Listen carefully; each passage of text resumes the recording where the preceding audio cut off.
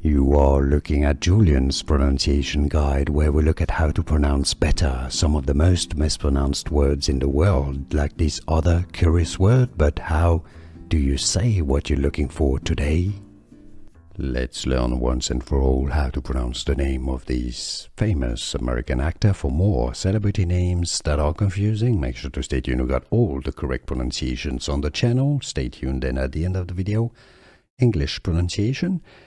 Max Thieriot. Yes, his name would be normally pronounced, I think it's from French, it looks very French. In French it would be said as Thieriot. Thieriot, okay, but he's not French, so it's got to be pronounced the way he would say it in American English. Max Thieriot. Thieriot. Max Thieriot. And now you know, was this any useful? Let me know in the comments. Here are more videos on how to pronounce more confusing words and names too many mispronounced. Like this video if you found it useful. I appreciate your support. I'll see you soon and thanks for watching.